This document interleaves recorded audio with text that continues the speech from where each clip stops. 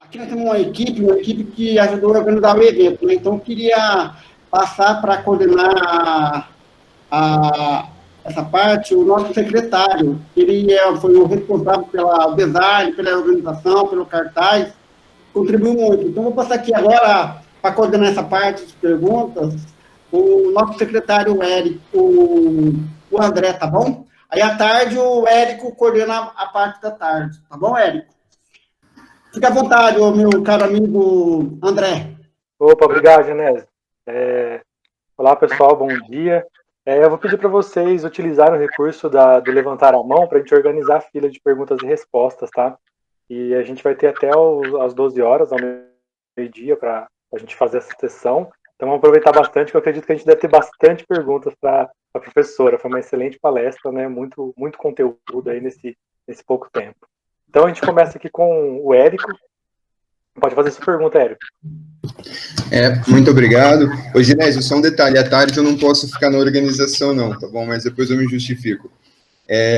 Elisa, muito obrigado pela aula, né, inclusive, com todo o rigor teórico e a apresentação, não é fácil falar do tema e você conduziu de uma maneira muito didática para a gente, principalmente caracterizando aí as especificidades dos países, pirâmide etária, a questão de acesso à educação, então, toda a questão que perpassa aí o social.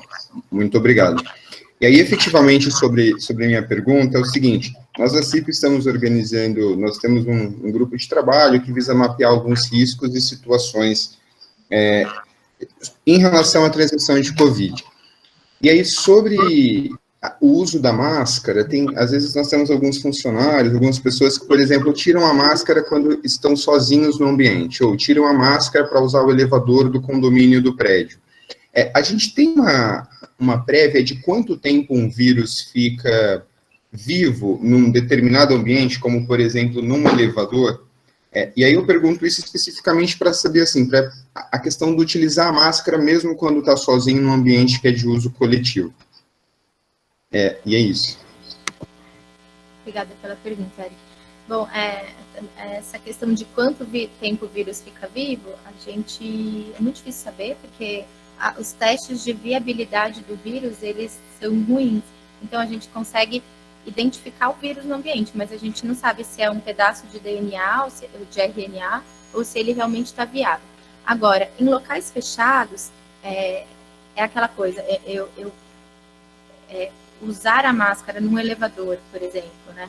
Eu estou utilizando a máscara tanto para evitar que uma pessoa que entrou antes de mim tenha espirrado, tossido, etc., tanto para evitar que eu inale essas partículas, mas para evitar que eu transmita na minha fala no telefone, né, que eu deixe essas partículas no ar. Como eu disse, na maioria das vezes, quando a gente fala, quando a gente tosse, quando a gente grita, a gente solta gotículas. Essas gotículas normalmente não ficam no ar, elas vão para as superfícies. Eventualmente, esse vírus tem a capacidade de aerosolizar. Então, o vírus aerosolizado, ele pode ficar por horas no ambiente, né? Então, nesse sentido, a máscara fora de casa, em ambientes compartilhados, que é diferente de dentro do seu carro, diferente de dentro da sala que só fica você e ninguém entra, né? Mas todos os ambientes compartilhados, ela deve ser usada pelo mesmo motivo do uso no ambiente coletivo.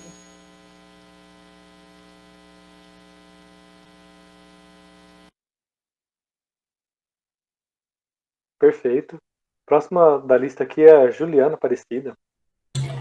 Olá, bom dia a todos. Obrigada pela palestra, doutora Elisa.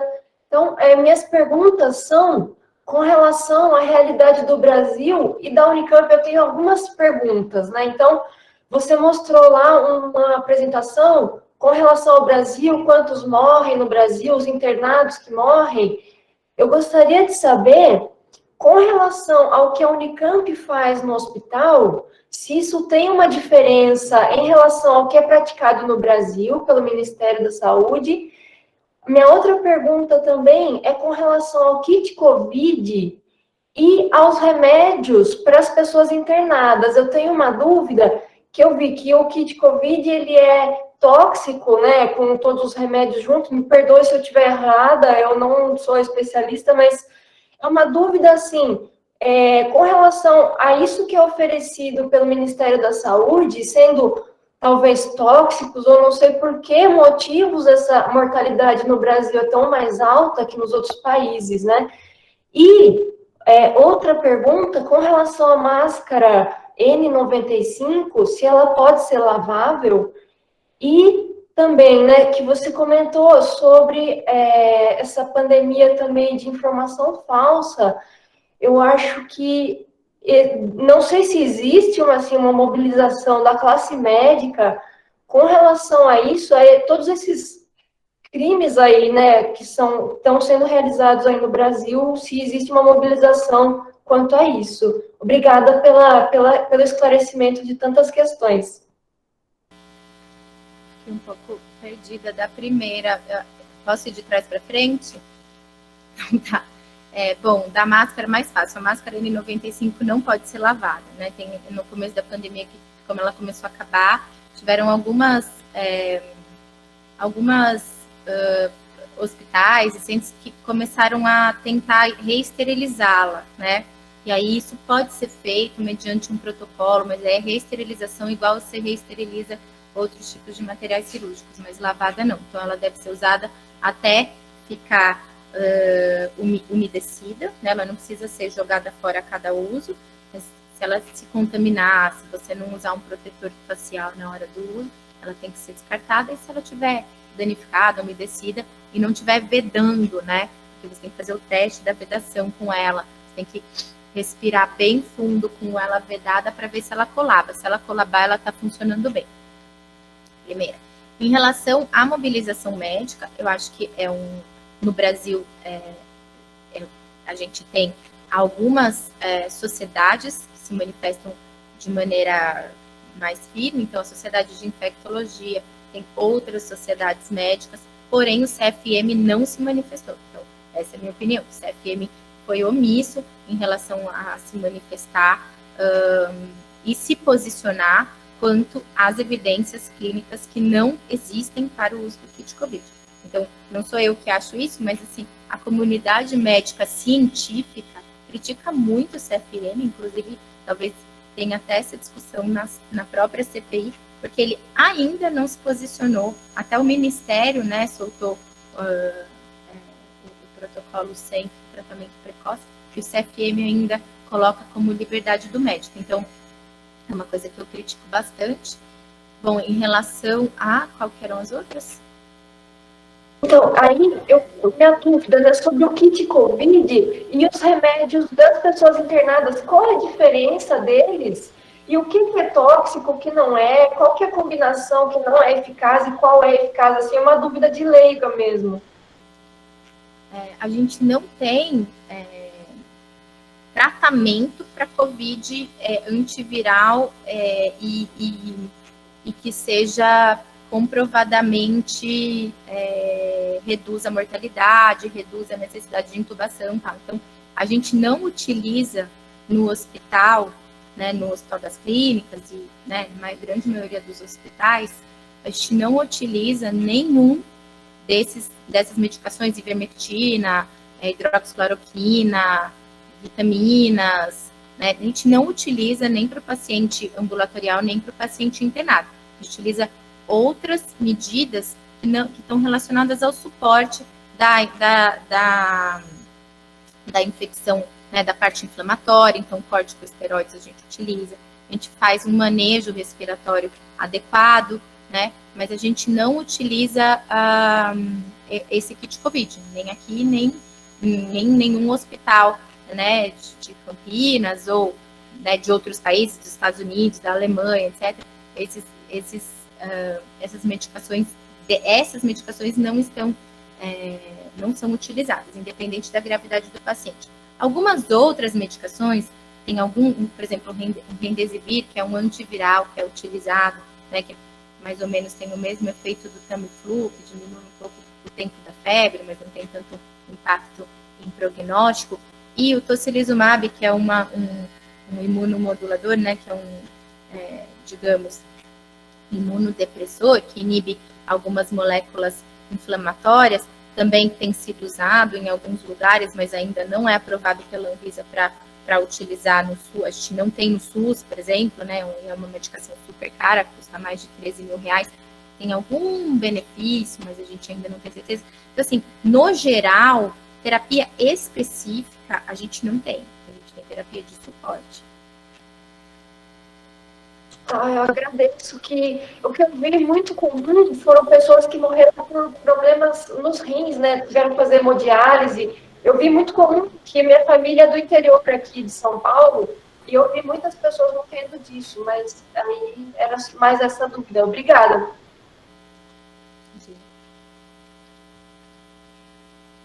Próximo aqui é o Murilo Rodrigues.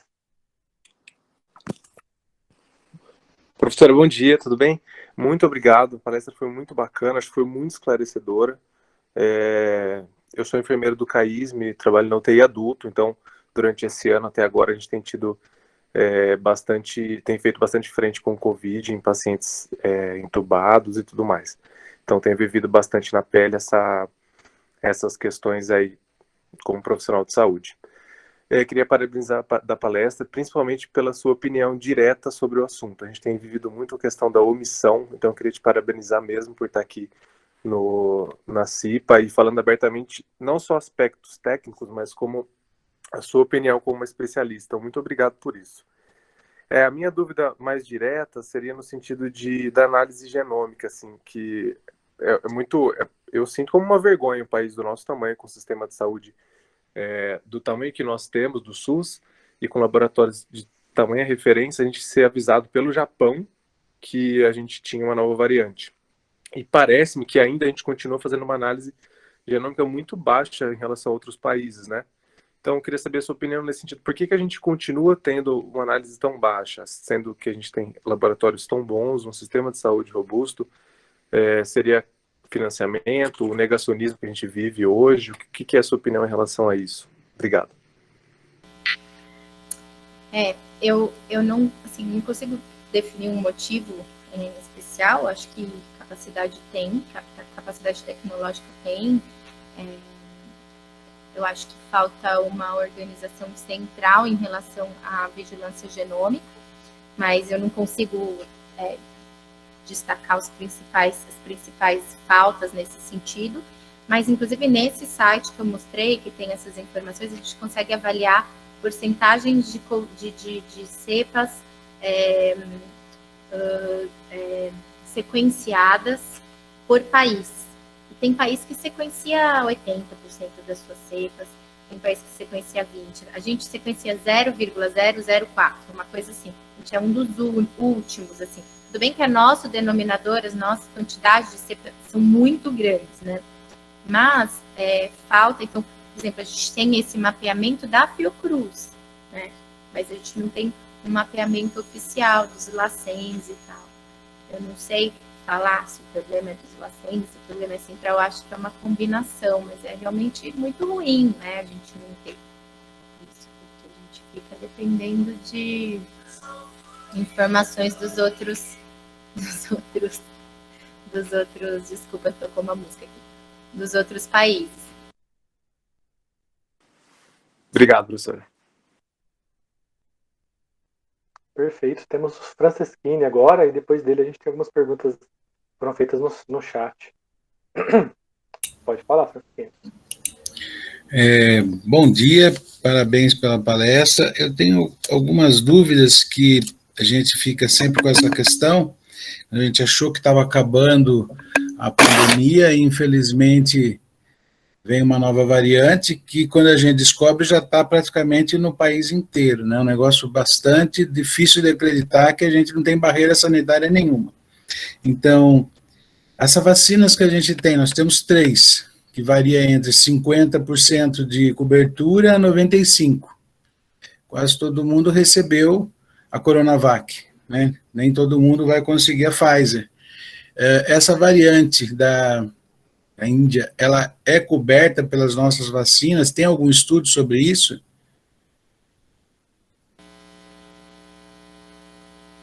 Olá. Pergunta difícil. A variante da Índia a gente ainda não sabe, não tem, ou eu não tenho esse conhecimento, é uma coisa recente. As nossas principais vacinas, né, que é a Coronavac e a AstraZeneca, ela foi utilizada por poucos países, né? Então, a gente não consegue definir ainda se assim, diferente da Pfizer, por exemplo, que foi utilizada pelo mundo inteiro, a gente não consegue ainda definir, né, essa imunogenicidade, até porque isso precisa de tempo, né? Você precisa de gente vacinada e pessoas expostas à nova variante. Em relação a P1, parece que a gente tem uma diminuição de produção de anticorpos neutralizantes, mas que isso não é definitivo para diminuir a eficácia da vacina. Então, a gente ainda não tem por enquanto, a resposta é que as vacinas funcionam para a nova variante. Em relação à cobertura, né, à eficácia, a gente sabe que a eficácia da Coronavac, inclusive, que saiu do mesmo autor daquele artigo que eu apresentei, que é do Otávio Ranzani, depois se vocês quiserem procurar, saiu, ainda está no pré-print, mas acho que vai sair no Lancet, dele, do Júlio Proda, que mostrou que para maiores de 70 anos, a Coronavac realmente teve uma eficácia menor, né? Menor do que essa média de 50%.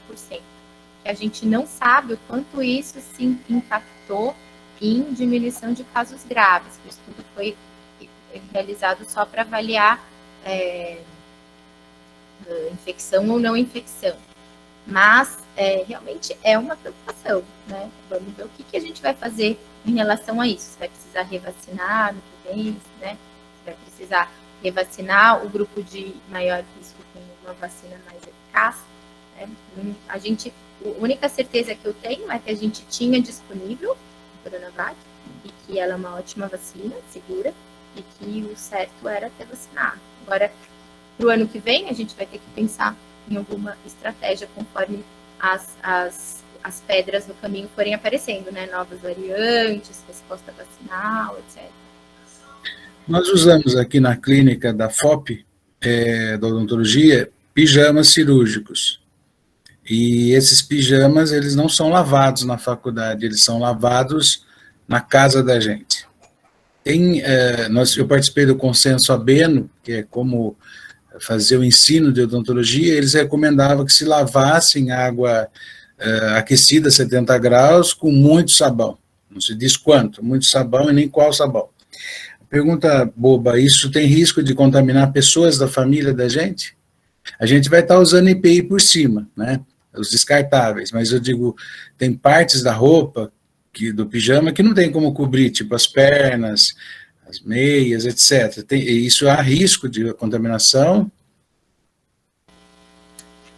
O risco de contaminação em relação às nossas roupas, não em relação ao EPI. Então, acho que isso a gente tem que dividir bem, né? O que a gente chama de EPI e o que a gente chama de roupa, né? Mas o risco de contaminação das roupas, que era uma coisa que a gente fazia muito, né? Chegava do trabalho, ia lá, tomava banho antes de encontrar os filhos, etc. Ou dava banho em todas as compras do supermercado. Isso cada vez mais tem sido mostrado um risco irrisório, pequeno, etc. É muito difícil definir, né, esse risco. Mas ele não tem se mostrado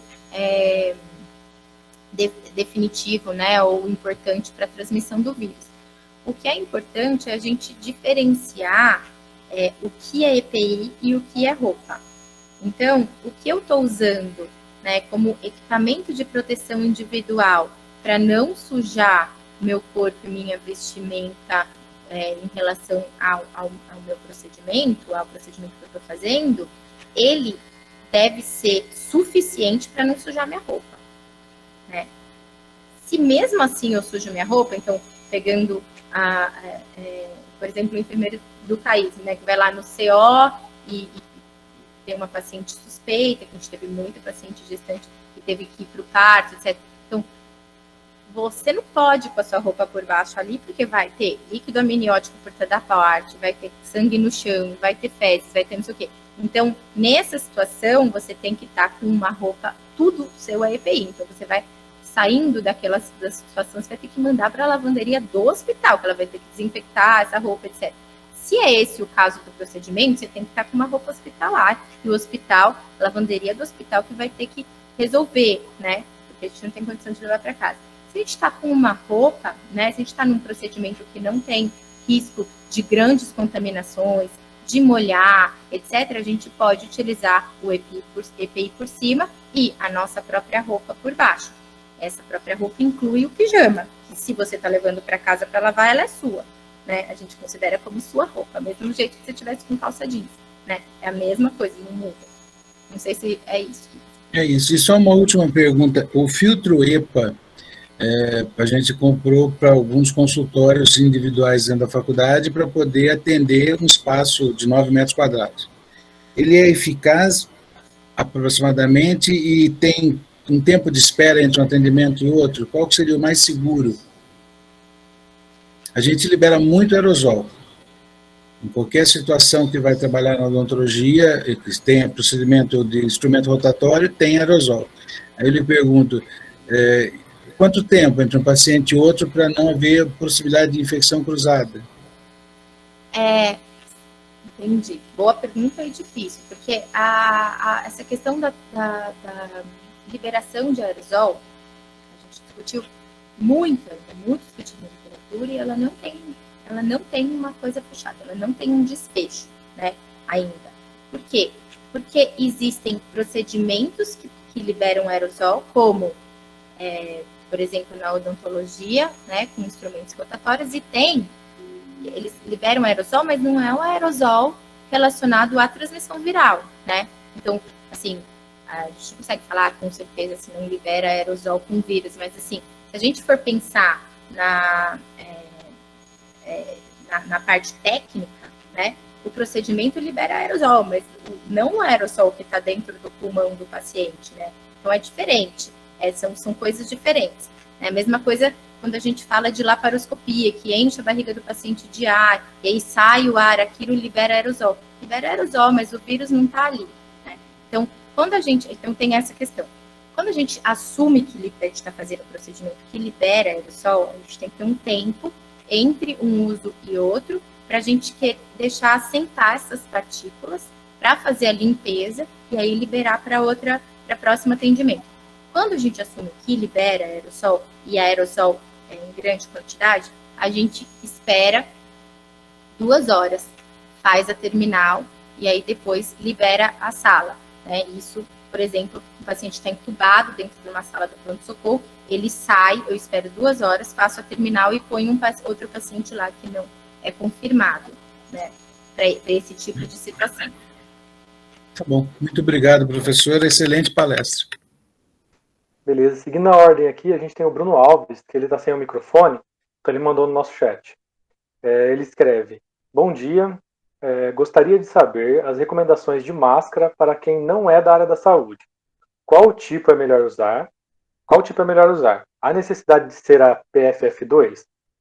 Uma máscara é suficiente ou 2? Se 2, como devem ser usadas? Obrigado. Bom, primeira coisa, não sei se eu vou, depois se faltar alguma, você me fala. Então, primeira coisa, a princípio não há necessidade de ser a PFF2, né? Isso não está recomendado pelos órgãos oficiais, nem pela Anvisa, né? Então, para não profissionais de saúde, o recomendado, né, quem vai fazer atividades não assistenciais, não vai encontrar pacientes sabidamente positivos, pode usar a máscara de tecido, desde que ela cubra bem o nariz e a boca, desde que ela tenha pelo menos 2 camadas, né, desde que ela não esteja úmida, nem molhada. A partir do momento que ela não pode ser de crochê, ela não pode ser de tecidos com orifício, ela tem que ser de tecido de algodão, né, ou de tecidos tipo nylon, né, com algum tipo de nylon, mas elas têm que ter, de preferência, dupla cobertura, estarem justas à face e não estarem úmidas. Quando umidificadas, sem querer eu espirrei na máscara, ou por algum motivo ela molhou, por eu ter falado muito e tal, ela tem que ser trocada. Então, você vai passar um longo período fora de casa, é bom que você leve outras máscaras para trocar. Em relação à máscara cirúrgica, ela é segura para o ambiente hospitalar, então, para o fora hospitalar, ela também é. Então, ela não está desrecomendada para quem não vai entrar em contato com o paciente. ela também é boa, né? Ela pode ser utilizada, mas ela também deve ter essas características. Ela tem que estar justa a face e ela deve, se molhada, ser trocada. 2 máscaras, a gente não recomenda a utilização. A gente acha que é uma falsa proteção, que acaba que você não troca quando necessário. No local de atendimento à saúde, a gente acha que é ruim, porque você acaba se contaminando, tirando a máscara, colocando outra. A gente não recomenda, a Anvisa não recomenda o uso de 2 máscaras no ambiente de saúde. Não sei se eu respondi todas. Respondeu, conseguiu resumir bem. O Alexandre também está sem microfone e ele diz: existe algum dado sobre obesidade e tabagismo? São considerados grupo de risco? Obesidade o quê? Tabagismo. Tabagismo. Obesidade, sim, é considerado um grupo de risco. A partir de sobrepeso já tem uma maior morbidade. Isso é claro para quem vê, quem atende, quem acompanha. Tabagismo, não necessariamente. Depende da carga tabágica né, da carga tabágica da vida. Né? Então, se tem já uma alteração estrutural pulmonar, né, ou não. Mas obesidade, sim. Perfeito. Próximo é o Aldo. O Aldo está com a mãozinha levantada aí, pode falar, Aldo. Bom dia, professora, bom dia a todos. Tá me ouvindo direitinho aí? Perfeito. Então, a minha pergunta, primeiramente, parabenizar pela palestra aí, né? Muito boa, esclarecedora. A minha, não sei se é uma pergunta exatamente, mas é que hoje de manhã eu estava ouvindo o telejornal e ali dizia que a população brasileira foi vacinada a 10% somente, até o prezado momento, né? E alguns países, parte de alguns países, vamos dizer assim, em que foi vacinado a maior parte, 30%, 40%, já está havendo um relaxamento por conta das autoridades. Questão dos protocolos, uso de máscara, distanciamento social, essas coisas. A minha questão é, se a professora pode responder por esse lado que não é muito técnico, né? Com o passar do tempo, nós vamos nos acostumar com essa questão, com esse Covid, nós mesmos vamos ter que aprender a lidar com ele sem o uso desses protocolos, ou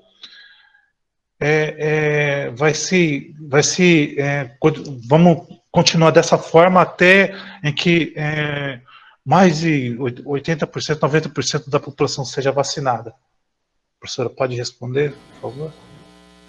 Pergunta difícil também, porque não tem muita resposta ainda, mas o que eu posso falar é assim, lá nos Estados Unidos, né, onde tem esse relaxamento, na Austrália, onde tem esse relaxamento, para quem tomou, por exemplo, a vacina Pfizer, a gente está falando de uma vacina com 98% de eficácia, né, então quem é vacinado, teoricamente, não precisa usar a máscara em locais públicos, em alguns estados, né, mas isso é muito criticado por epidemiologistas e pessoas da saúde pública de lá, né? Então, acham que é precoce, que tem as variantes, que não se deve tomar essa medida, né? Então, mesmo lá, com uma quantidade de vacinados muito maior e com uma vacina completamente diferente da nossa, isso está sendo muito questionado, né? Então, não está uma coisa, tirou todo mundo, então está uma coisa assim, mais ou menos, tem muita gente que não quer vacinar, tal.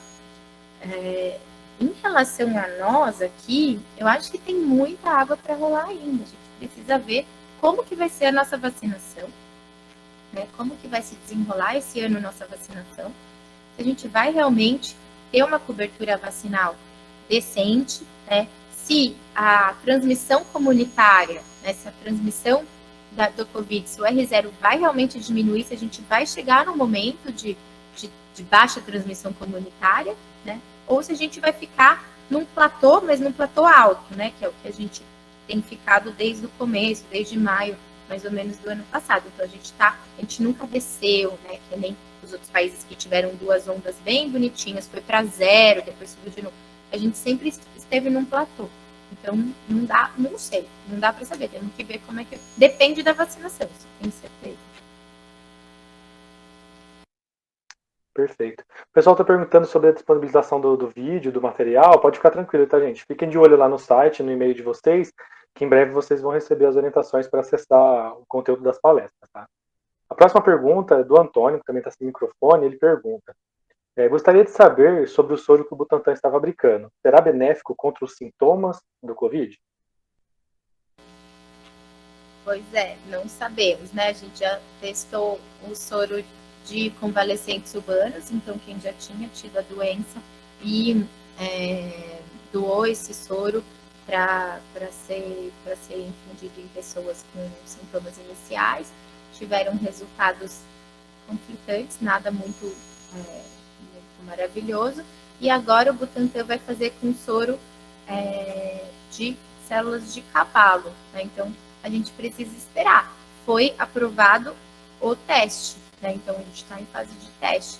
Seria ótimo, mas me parece, eu vou dar um pitaco aqui, não sei, mas me parece que não é milagroso. Assim, tenho essa impressão. Mas a gente precisa ver os resultados dos estudos, que ainda não foram feitos. Perfeito. Acho que o Genésio agora, Genésio. Pode falar. Eu gostaria de fazer duas perguntinhas. Tem nas redes sociais, né, o presidente da República faz uma campanha muito forte em relação à clorofina. A gente sabe que, cientificamente, ela não tem validade, né? E aí é o seguinte, é ineficaz esse remédio. Mas tem muitas pessoas que estão procurando esse remédio nas farmácias e estão tomando. Qual é a orientação que a senhora poderia dar para os nossos citeiros? E eu também gostaria que a senhora fizesse uma reflexão, uma avaliação. Aquelas pessoas que contaminaram, que receberam o vírus, e após foram curados, estão hoje na sociedade como uma pessoa normal, tem alguma consequência no futuro? Se é bom a pessoa que já pegou o vírus, é bom ficar atento no dia a dia, qualquer problema, procurar um médico, procurar um pneumologista, procurar um médico para ver como está a sua saúde. Porque, na verdade, a gente sabe que a pessoa que pegou o vírus, ela vai viver essa doença eternamente. Pode ser que dure 6 meses, 7 meses, 8 meses, até mais. Eu queria que a senhora fizesse uma reflexão sobre isso. Eu queria, importante, que a senhora falasse sobre se a senhora orienta ou não a pessoa a tomar esse remédio designado, orientado pelo Jair Bolsonaro. Obrigado. Bom, então vou responder primeiro da cloroquina. Então, a cloroquina, não sei nem quem, alguém falou assim, obrigada por falar a sua opinião. Não é a minha opinião. A cloroquina, ela já está muito bem estudada, não é que ela está ainda em investigação. Ela já foi estudada em estudos muito bem desenhados, com um número gigantesco de pessoas, e já foi definido cientificamente que ela não tem ação contra o coronavírus. Ela não melhora tempo de sintoma, ela não melhora a chance de tubo, ela não melhora a chance de sobrevida. Então, ela não tem ação eficaz ela não é um antiviral eficaz, nem para prevenção, nem para tratamento precoce, nem para tratamento com os pacientes graves. Então, não é a Elisa que está falando assim, nem aqui na Unicamp, nem a Secretaria de Saúde de Campinas, nem o governo dos Estados Unidos, ninguém indica a cloroquina, obrigada, porque ela realmente já está definido o seu papel na literatura em relação a esse vírus, né? Ela é um antiparasitário, ela tem ação imunomodulatória em algumas doenças, tanto é que ela é usada para chikungunya para tratar as sequelas da chikungunya, não como antiviral. Então, ação antiviral, ela não tem. Inclusive, o primeiro trabalho que foi publicado, né, sugerindo, por aquele francês G, foi sugerindo a ação, foi retratado e ele pediu desculpas, né, porque tinha um erro metodológico. Então, isso é uma coisa. Assim, isso aqui sou eu falando, Sociedade Brasileira de Infectologia e todas as sociedades científicas respeitadas, né? No começo da pandemia, existia esse questionamento. Será que funciona? Tem esse trabalho francês a gente não tem medicação, seria ótimo se funcionasse. Então, a gente acabou em várias instâncias adotando em alguns pacientes, até entender que não tinha evidência, e logo foram retirados. Em relação a segunda pergunta, a quem já teve infecção, é um pouco o que eu falei sobre a reinfecção. Então, ter a infecção, né, ter o coronavírus, ele não é um evento suficiente para a gente não ter reinfecção. A gente antes achava que era um evento raro, hoje, cada dia mais, a gente vê pessoas que já foram infectadas se reinfectarem. A gente vê muito isso no hospital. As pessoas que estão em convivência diária com o coronavírus no seu dia, né, no seu trabalho, atendendo esses pacientes nas UTIs, etc., acabam às vezes se sentindo protegidos por já terem sido infectados e se infectam de novo. Às vezes com um intervalo de tempo muito longo, tipo 8 meses, tal, o que faz a gente ter certeza que é uma reinfecção, e às vezes pertinho, 2 meses, 3 meses, 4 meses, que a gente até fica em dúvida, será que é uma reinfecção ou será que o vírus continua a estar replicando e a gente só reencontrou aí na orofaringe. Mas que ela não traz imunidade definitiva, né, como um todo, ela não traz. Ela realmente, quem já teve a infecção, tem menos chance de ter de novo do que quem nunca teve. Mas a gente não sabe nem o quanto isso é mais, né? O quanto esse ganho de imunidade ocorre com a infecção natural, né? Com a infecção selvagem.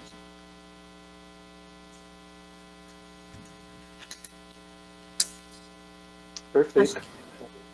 O próximo da lista aqui é o Ricardo Dias. Olá, doutora Elisa. Olá.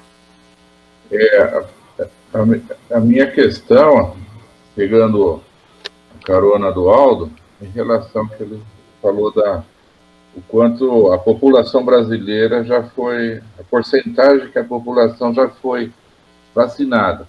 Mas eu sempre fico em dúvida sobre essa porcentagem, porque em relação, por exemplo, nessa população, a população do Brasil inteiro, menos os menores de 18 anos, né? Entende? Porque eu acho que tem que tirar de 0 a 18, não deveria fazer parte da população brasileira para esse efeito de estatística, né? Então, eu acho que é mais que a população já foi, por exemplo, já passou de 10%, ou 20%, ou 30%, eu não sei, porcentagem. Porque eu acompanho parcialmente as notícias na televisão, né? E na internet. Eu não vou muito a fundo, não. Então, por exemplo, a minha pergunta é o seguinte: eu sei que a gente ainda falta muito para chegar em 90% aí da vacinação, né, da segunda dose no Brasil. Mas parece que nos Estados Unidos eles já estão, né, já foi vacinada uma boa parte da população e lá vai ter a terceira dose, né? Eu penso que seja da mesma vacina, não sei se pode tomar outra vacina ou não da terceira dose. A senhora acha que isso a gente vai acompanhar também aqui no Brasil? Vai ter a terceira dose? Porque tem muitos casos que eu vejo também de pessoas, né, que tomou a segunda dose e em seguida já morreu também. Quer dizer, será que a vacina estava boa no Brasil? A nossa vacina? Porque no postinho a gente tem confiança que eles fazem um serviço bem feito, mas no transporte vir, né, de outras cidades até chegar a nós, a gente não sabe se a vacina perdeu a validade, ou coisa assim. Mas eu queria saber, em relação da sua opinião, se no Brasil nós vamos ter a terceira dose. Obrigado. Bom, Ricardo, em relação ao vacinômetro do Brasil, ele está disponível no site oficial do Ministério, né? Então tem lá, você coloca no Google Ministério da Saúde Covid, aparece um painel de dados, você tem que ver o vacinômetro, de quantas pessoas foram vacinadas, e quanto que isso significa de porcentagem. O que está acontecendo? A gente tem muita falha na segunda dose. Tanto é que a gente tem 9% só que tomaram 2 doses e 20% que tomaram a primeira. Por quê? Tem falha no abastecimento, então na hora de tomar a segunda dose, essa dose atrasa, porque não chegou e porque foi utilizada essa dose para dar a primeira dose para outra pessoa que não vacinou. E também na questão da pessoa não voltar, de não ter acesso, de ter que ficar na fila, de problemas de acesso, né, mesmo à vacina. Então, isso é um ponto. Em relação à contabilização, a gente tem que contabilizar como o resto do mundo, senão a gente não consegue se comparar, né? Então, se o mundo coloca a população de 0 a 100 anos, a gente também tem que pôr, até para a gente ter uma base de cálculo, né? Ontem, foi aprovada a vacina da Moderna para adolescentes nos Estados Unidos. Essa população já está sendo vacinada, né? Vai começar a ser vacinada a partir de hoje, de forma né? De forma a gente talvez possa comprar essa vacina para vacinar esses adolescentes. Então, não necessariamente tem que ser acima de 18 anos, é a minha opinião. Em relação à terceira dose, é o que eu respondi antes. Não sei, a gente não tem como saber. Mas o que parece é que a gente vai ter uma vacina anual para coronavírus, como a gente tem para gripe. Esse é o palpite, é um palpite de uma palpiteira aqui. Não dá para saber ainda o que vão acontecer com essas variantes, se elas vão mudar todo ano, se realmente a gente vai perder a imunogenicidade da vacina que a gente tomou ano passado, né? Ou, enfim, depois de um tempo, e se isso não vai ser temporário, parece que sim, né? Porque se a infecção é temporária, talvez a vacina também seja. Então, provavelmente, não sei se eu chamaria de terceira dose, mas acho que vão haver reforços, né? Conforme as vacinas forem se consolidando, a gente entenda qual é melhor para cada situação. Como eu disse, a Coronavac se mostrou menos eficaz em idosos, né? Então, ano que vem, a gente dá outra para o idoso, né? Deixa a Coronavac para os pacientes mais jovens. Enfim, essa escolha de vacina vai acontecer quando a gente tiver as vacinas, né? Que a gente puder fazer essa escolha e essa estratégia. Por enquanto ao que tem. E essa vai ser aplicada, né? Então, a gente está nessa situação. Perfeito. Pessoal, infelizmente a gente está caminhando para o final, então a gente tem tempo somente para responder as perguntas aqui da Michelle, que ela deixou 3 perguntas no chat.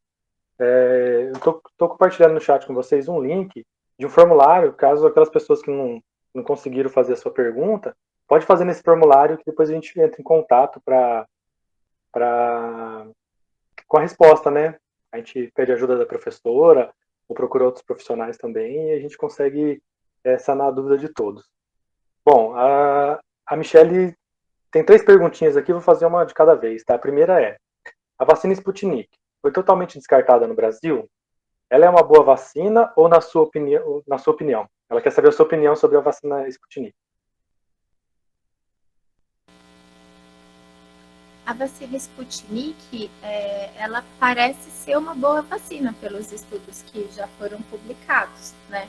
Ela é uma vacina também que usa um adenovírus, só que são 2 doses, só que o adenovírus que ela usa, que é o que eu falei do vetor viral do cavalo de Troia, é um adenovírus diferente na primeira e segunda dose, isso é uma coisa nova, nas outras vacinas ela é bem igual, a Sputnik ela é diferente, e ela parece ser uma boa vacina pelos estudos que foram apresentados.